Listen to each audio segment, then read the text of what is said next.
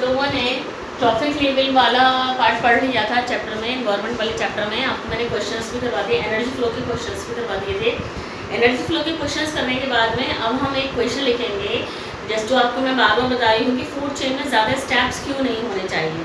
ठीक है, तो हम लोग वो क्वेश्चन लिखेंगे, उसके बाद हम लोग चलेंगे आगे पोल्यूशन की तरफ, मतलब बायोमैग्निफिकेशन में आपको बताऊंगी और नेक्स्ट टॉपिक्स हम लोग डिस्कस करेंगे। ठीक है, चलिए तो अभी हम लोग एक क्वेश्चन लिखेंगे जो कि आपको मैं डेली पूछ ही रही हूँ और आपको मैंने बताया भी है। Why the number of trophic level in a food chain in a food chain is limited.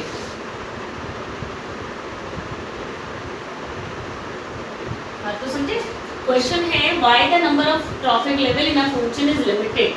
किसी भी फूड चेन में जो ट्रॉफिक लेवल्स होते हैं यानी स्टेप्स वो लिमिटेड क्यों होने चाहिए। आपको मैंने पहले भी बताया है कि ट्रॉफिक लेवल में जो फूड चेन होती है वो फूड चेन के स्टेप्स यानी कि फूड चेन के ट्रॉफिक लेवल लिमिटेड इसलिए होने चाहिए क्योंकि अगर फूड चेन में ज़्यादा लेवल होंगे, ज़्यादा स्टेप्स होंगे, तो आपको मालूम है 10% एनर्जी आगे की तरफ चलेगी, तो आखिर वाले जो कार्निवोरस होंगे उनके पास तो बहुत ही कम एनर्जी मिलेगी, उनको सफिशिएंट एनर्जी नहीं मिल पाएगी। इसीलिए जो फूड चेन है उसमें ट्रॉफिक लेवल्स बहुत लिमिटेड होने चाहिए, 4 या 5 से ज़्यादा नहीं होने चाहिए। ठीक है, तो ये रीज़न है इसका। चलिए आंसर लिख लेते हैं इसका।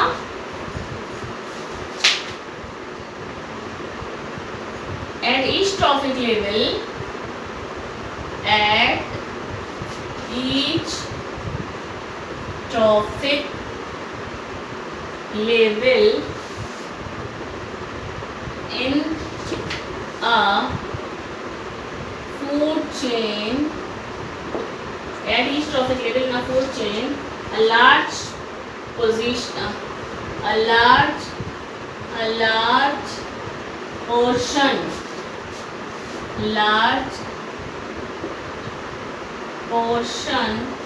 of the energy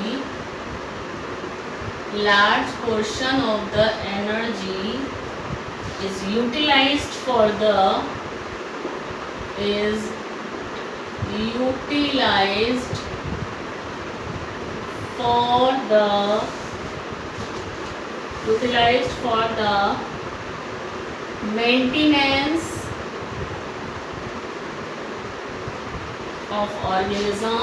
maintenance of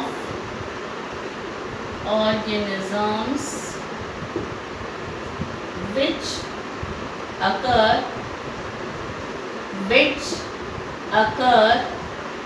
at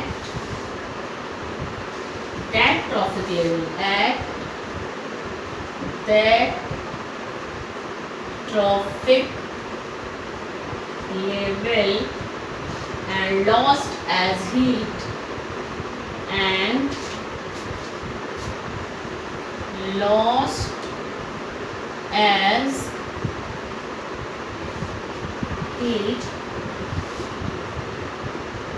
as a result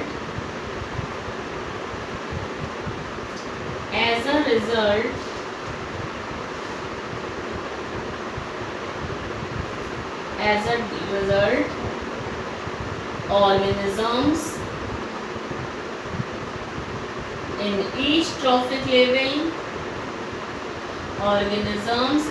each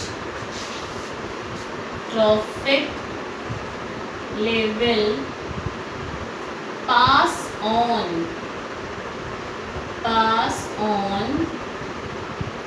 less and less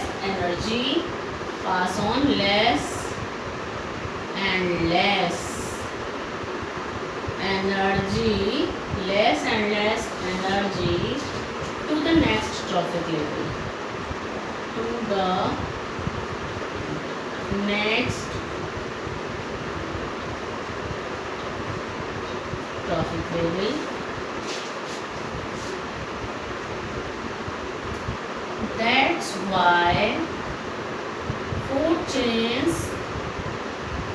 That's why food chains generally consist of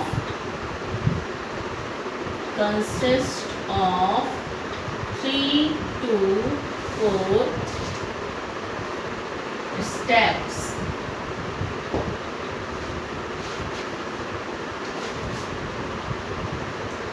Some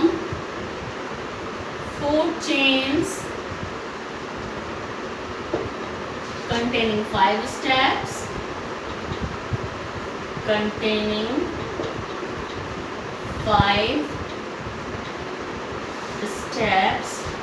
but there are rarely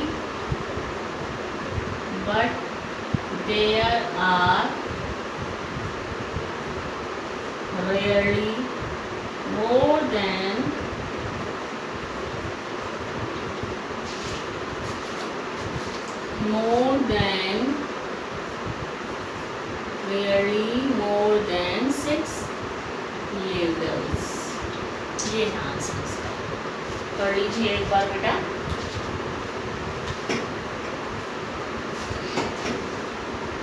At each answer है at each trophic level in a food chain, a large portion of the energy is utilized for the maintenance of organisms occur at that trophic level and lost as heat.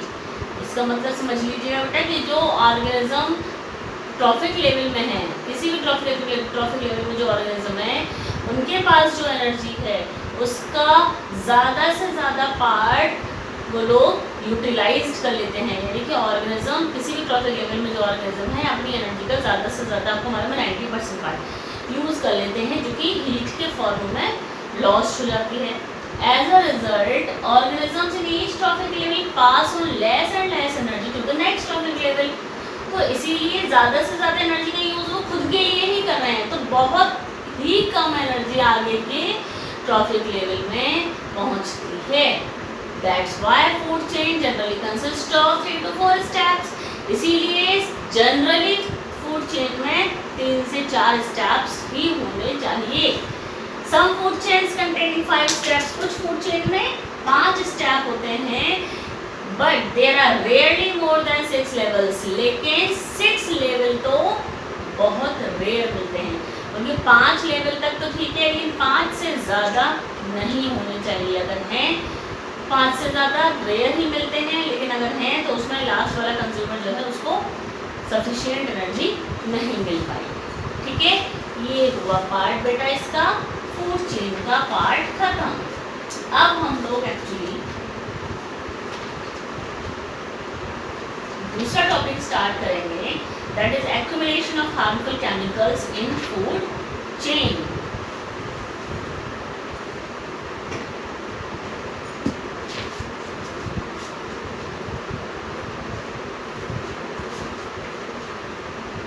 ठीक है, ये question बताते हैं, अब हम नया topic start करेंगे।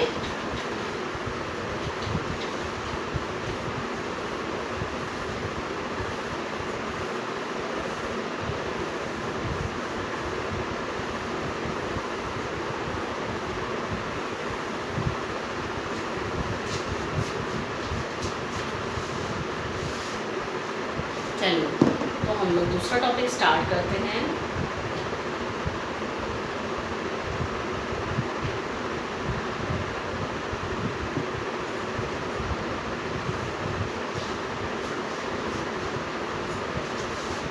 Accumulation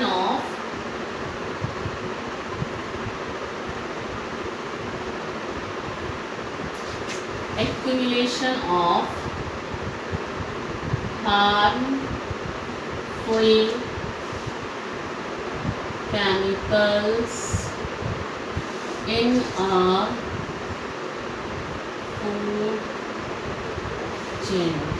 Accumulation of harmful chemicals in a food chain. इसका मतलब समझिए, जैसे कि मैंने आपको बताया था स्टार्टिंग में कि अगर हम लोग सपोज कुछ केमिकल्स हैं, जैसे कि हम मानते हैं कि जो खेत होते हैं खेतों में क्या किया जाता है कि पेस्टिसाइड्स छिड़के जाते हैं। वो पेस्टिसाइड्स अगर ज़्यादा होते हैं तो वहाँ खेतों से बहकर वो नदियों में चले जाते हैं, और जब नदियों में वो पेस्टिसाइड्स जाते हैं बेटा, तो वो पेस्टिसाइड्स जो होते हैं वो नॉन बायोडिग्रेडेबल होते हैं, जो कि डिकम्पोज नहीं होते हैं। तो क्योंकि वो पेस्टिसाइड्स नॉन बायोडिग्रेडेबल होते हैं और पानी में बह के चले जाते हैं, तो पानी में रहने वाले यानी एक्वाटिक ऑर्गेनिजम्स के अंदर वो पहुंच जाते हैं। एक्वाटिक ऑर्गेनिजम्स में पहुंच चुके, प्लांट्स से एक्वाटिक ऑर्गेनिजम्स में पहुंचे, एक्वाटिक ऑर्गेनिज्म से मतलब जैसे कि आपको मैं बताऊं, जैसे कि एक एग्जांपल मैं आपको लिखवाऊंगी भी, डीडीटी का शायद मैंने आपको बताया भी है। डीडीटी जो होता है, डीडीटी खेतों से बहकर, पानी से बहकर खेतों से कहाँ पहुंच जाता है, नदियों में पहुंच जाता है। नदियों में जो छोटी मछलियाँ होती हैं उनके अंदर पहुंचता है। छोटी मछलियों को बड़ी मछलियाँ खाती हैं तो बड़ी मछलियों में पहुंच जाता है। बात को समझे, छोटी मछलियों को बड़ी मछलियाँ खाती हैं तो वो बड़ी मछलियों में पहुंच जाता है। फिर उन मछलियों को अगर कोई ह्यूमन बींग्स खाते हैं तो वो डीडीटी ह्यूमन बींग्स में पहुंच जाते हैं, और डीडीटी जब ह्यूमन बींग्स के अंदर पहुंच जाता है तो वो एक्यूमुलेट हो जाता है और ब्रेन को नुकसान पहुंचाता है, बॉडी को नुकसान पहुंचाता है, ह्यूमन बींग्स को नुकसान पहुंचाता है, ह्यूमन बींग्स में बीमारियाँ हो जाती है। तो एट लास्ट किस पर इफेक्ट पड़ा, ह्यूमन बींग्स पर इफेक्ट पड़ा। तो कैसे गया हार्मफुल केमिकल, किस तरीके से गया, फूड चेन में गया। हार्मफुल केमिकल कैसे गया, फूड चेन में गया। तो इसी को कहते हैं accumulation of harmful chemicals in a food chain. इसके लिए एक वर्ड यूज किया गया है, एक्चुअली इसके लिए वर्ड यूज किया गया है बायो मैग्निफिकेशन। इसके लिए वर्ड यूज किया गया है, इस पूरी लाइन के लिए ये वर्ड आप बोल सकते हैं, बायो मैग्निफिकेशन। बायो मैग्निफिकेशन का मतलब ही है किसी भी हार्मफुल केमिकल का फूड चेन में जाना, दैट इज बायो मैग्निफिकेशन। ठीक है ना, किसी भी हार्मफुल केमिकल, कोई भी हार्मफुल केमिकल अगर फूड चेन में गया, मतलब इसने इसको खाया तो उसमें पहुंच गया, इसने इसको खाया तो उसमें पहुंच गया, तो इस तरीके से अगर फूड चेन में चलता चला जा रहा है तो उस प्रोसेस को कहते हैं bio magnification. That is important definition पूछी जाती है, क्वेश्चन पूछा जाता है व्हाट इज बायो मैग्निफिकेशन। ठीक है, तो चलिए हम लोग इस टॉपिक को लिख लेते हैं, यही है किस तरीके से ये मूवमेंट होता है।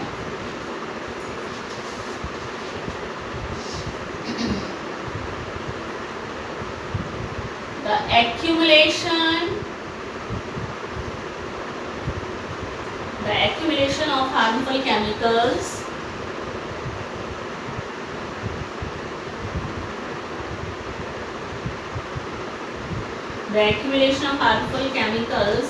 like pesticides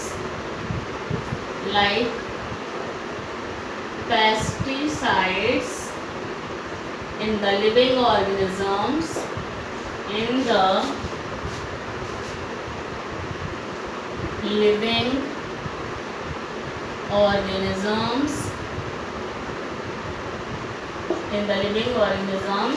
through the food chain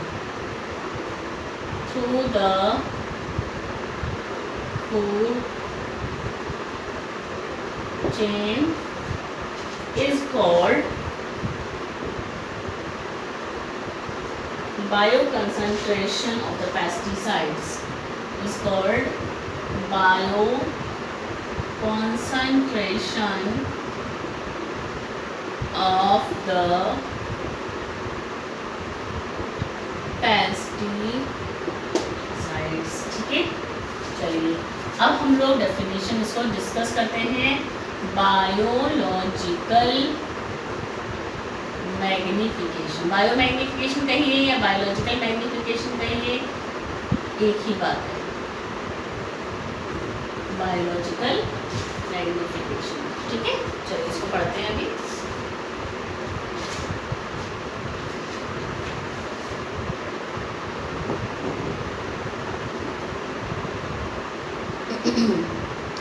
biological magnification या बायो मैग्निफिकेशन एक ही बात है बेटा, इसमें कोई डिफरेंस नहीं है।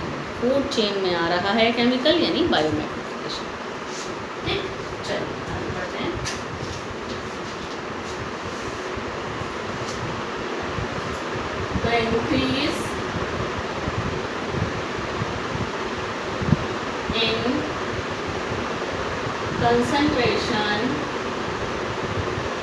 The increase in concentration of harmful chemicals harmful chemicals like pesticides in the body of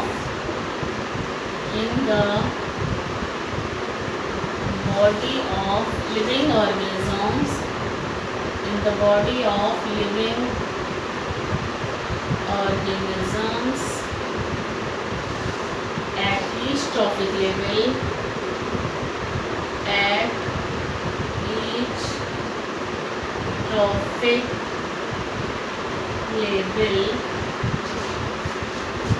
in a food chain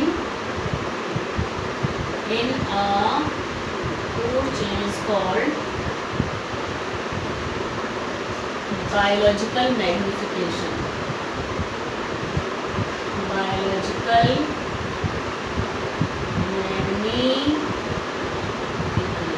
ठीक है,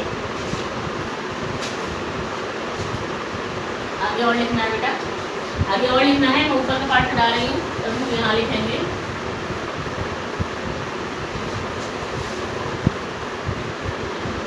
इसके आगे आपको लिखना है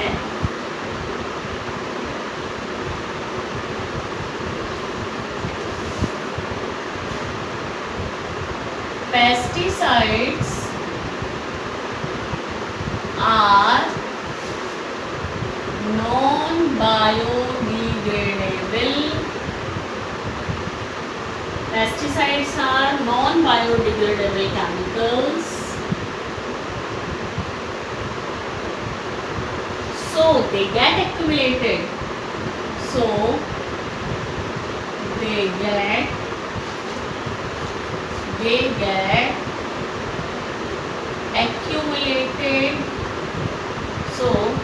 They get accumulated at each trophic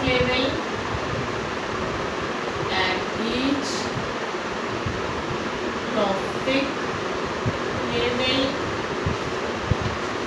since humans occupy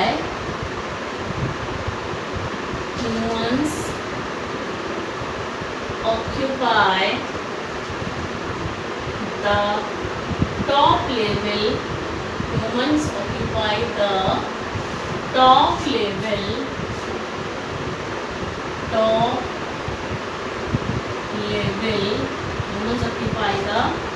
top level in any food chain,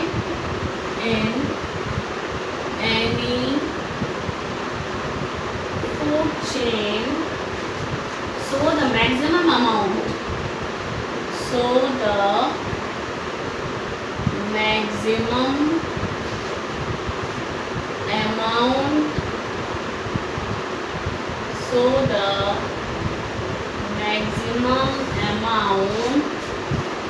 of harmful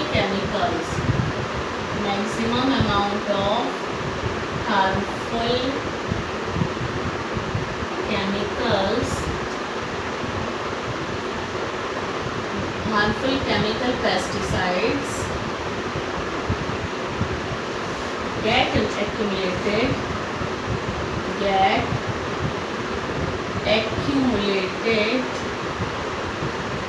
in our bodies,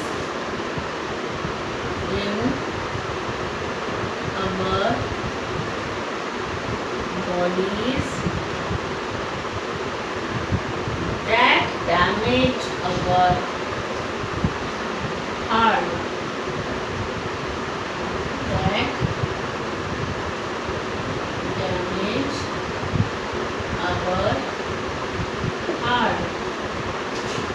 ठीक है,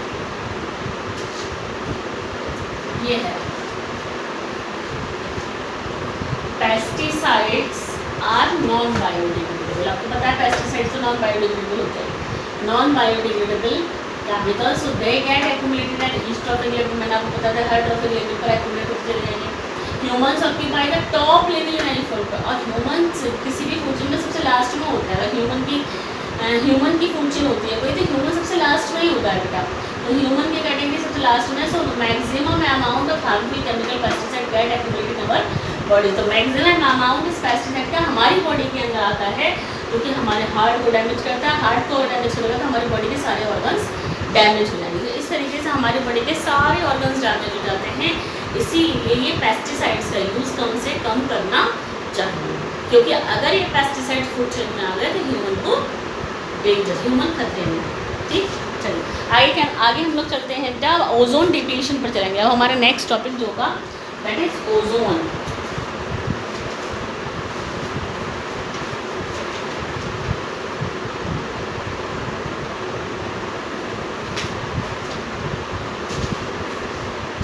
चलिए अब हम लोग चलते हैं जरा एनवायरनमेंट के पोल्यूशन की तरफ कम चलते हैं। इस स्पेस बायोस्फीयर को पढ़ेंगे।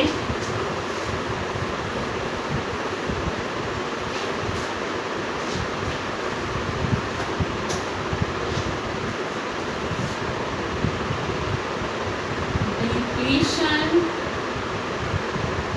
Of ozone layer. बेटा ओजोन आप सभी जानते होंगे, शायद आप सभी ने सुना होगा ओजोन लेयर, सुना है ना। हमारे इस एटमॉस्फेयर में ओजोन की एक लेयर है, ओजोन, ठीक है। वो ओजोन की लेयर हमें सारे जो एक्चुअली क्या है कि सनलाइट से सन से जो हार्मफुल रेज आती हैं उनको वो ओजोन लेयर हम तक नहीं पहुंचने देती। ओजोन लेयर क्या करती है, हार्मफुल रेडिएशंस को, सन से आने वाली हार्मफुल रेडिएशंस को अब्जॉर्ब कर लेती है और हम तक नहीं आने देती है। लेकिन अब क्या हुआ है कि इतना ज़्यादा पोल्यूशन हमारे एनवायरनमेंट में बढ़ चुका है, उस पोल्यूशन की वजह से इस ओजोन की लेयर में एक होल हो गया है। इसकी वजह से हमारे जो मतलब एटमॉस्फेयर में जो ओजोन की परत है, पूरी ओजोन की लेयर है, उसमें एक होल हो चुका है। किसकी वजह से? क्योंकि हमारे एनवायरनमेंट में पोल्यूशन इतना ज़्यादा बढ़ चुका है कि इस ओजोन की लेयर में होल हो गया है। अब वो होल हो गया ओजोन की लेयर में, तो इसका मतलब हार्मफुल रेडिएशन जो सन से आ रही है वो उस होल में से होकर हम तक आ रही है, जिसकी वजह से कैंसर, स्किन कैंसर, आँखों में कैटरेक्ट, ये सारी बीमारियाँ अब बढ़ चुकी हैं। क्योंकि पोल्यूशन की वजह से ये ओजोन लेयर जो है डिप्लीट हो गई। डिप्लीट यानी खत्म, तो डिप्लीशन ऑफ ओजोन लेयर यानी ओजोन लेयर का खत्म होना। तो ओजोन लेयर धीरे धीरे खत्म हो रही है, यानी कि ओजोन लेयर में होल हो चुका है। ओजोन होल हम लोग पढ़ेंगे बेटा, ओजोन होल हम लोग अभी पढ़ेंगे। तो ओजोन लेयर का डिप्लीशन किससे हुआ है? जो हम लोग एक क्लोरोफ्लोरोकार्बन बेटा केमिकल होता है जो कि एयर कंडीशनर में, रेफ्रिजरेटर्स में, या एरोसोल स्प्रेस कौन से, जो हम लोग डिओड्रेंट यूज़ करते हैं, डीओ यूज़ करते हैं, उसमें से निकलने वाले फ्यूम्स जो होती हैं उसमें CFC होता है। कौन सा केमिकल होता है? CFC लिखूंगी मैं अभी, क्लोरोफ्लोरोकार्बन। वो क्लोरोफ्लोरोकार्बन की वजह से हमारे एटमॉस्फेयर में जो ओजोन की लेयर है वो धीरे धीरे खत्म हो रही है, जिसकी वजह से रेडिएशंस जो हैं, हार्मफुल रेडिएशन, अल्ट्रावायलेट रेडिएशंस हम तक पहुँचा है। और वो अल्ट्रावायलेट रेडिएशंस जिसको UV रेडिएशंस कहते हैं, वो UV रेडिएशन बहुत ज़्यादा हार्मफुल है, जिसकी वजह से प्लांट्स भी खराब हो रहे हैं, ह्यूमन को भी बहुत सारी डिजीज हो रही हैं। तो ये सिर्फ अल्ट्रावायलेट रेडिएशंस की वजह से हो रही हैं। अब ये ओजोन लेयर बनती कैसे है? ओजोन लेयर बनती तो ऑक्सीजन से। मैं आपको बता दूं, ओजोन का फॉर्मूला होता है O3। हमारे एटमॉस्फेयर में जो ऑक्सीजन है, ये ऑक्सीजन क्या होता है, ये ऑक्सीजन टूट जाती है ऑक्सीजन के एटम में, नेसेंट ऑक्सीजन बोलते हैं, ऑक्सीजन के 2 एटम में ये टूट जाती है। फिर इनमें से एक ऑक्सीजन का एटम, ऑक्सीजन जो हमारे एटमॉस्फेयर का, उसके साथ रिएक्शन करती है और O3 बना लेती है। एक्चुअली क्या होता है कि ये O3 बनी कैसे?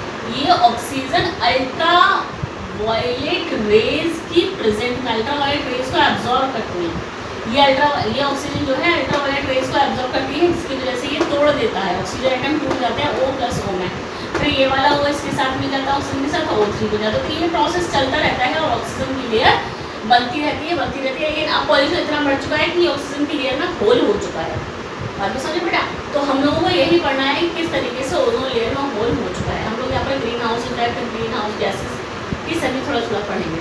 तो हमारा पहला टॉपिक है depletion of ozone layer. Ozone इस तरीके से बनेगी, देख लीजिए आप, ये ओजोन लेयर हमें क्या कर रही है, प्रोटेक्ट कर रही है हार्मफुल रेडिएशन से। ठीक है, चलिए आगे पढ़ते हैं।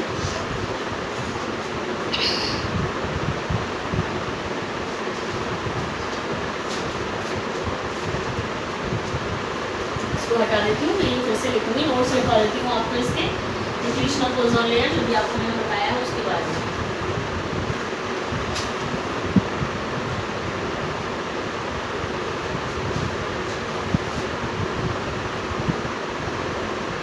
Ozone is made up of 3 atoms of oxygen, 3 atoms of oxygen,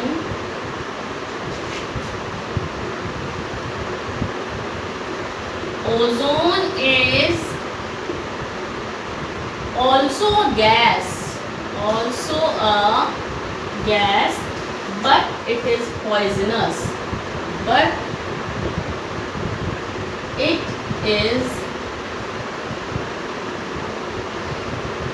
it is poisonous in nature if inhaled, अगर हम लोगों ने अपनी सांस के साथ में, ओजोन है तो एक गैस ही, आपको मैंने बताया ऑक्सीजन से तो बनी है, तो ओजोन है तो एक गैस लेकिन पॉइजनस है अगर हमने इसको इनहेल कर लिया मतलब सांस लेते समय अगर ये हमारे अंदर चली गई ओजोन गैस, तो ये पॉइजनस गैस है। क्यों पॉइजनस है बेटा समझे? क्योंकि ये तो अल्ट्रावायलेट रेडिएशंस को एब्जॉर्ब कर रही है। मालूम है ना आपको? ओजोन लेयर अभी भी बनता है कि ओजोन लेयर जो है अल्ट्रावायलेट रेडिएशन को एब्जॉर्ब करती है, तभी तो हम तक नहीं आने देती है, तभी तो हम तक नहीं आती। लेकिन अगर ये ओजोन लेयर जिसके अंदर ऑलरेडी अल्ट्रावायलेट रेडिएशंस एब्जॉर्ब की हुई हैं हमारे अंदर सांस के संग चली गई अगर, तो हमें कितना बड़ा नुकसान होगा ये आप जानते हैं। ठीक है,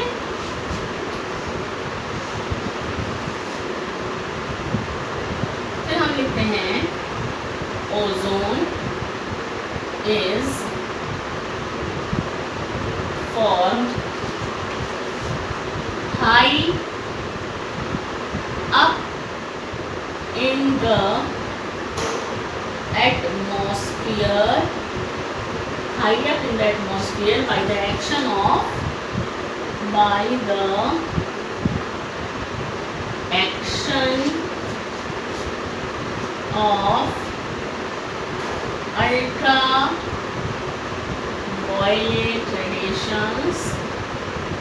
ultraviolet radiations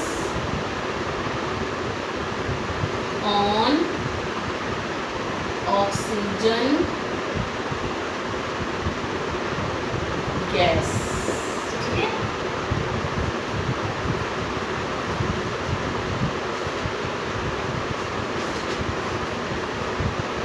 ये लिख लीजिए O2 यूवी रेज की प्रेजेंस में ऑक्सीजन प्लस ऑक्सीजन में कन्वर्ट हुआ, फिर O2 के साथ में ये ऑक्सीजन निकली तो O3 बनी।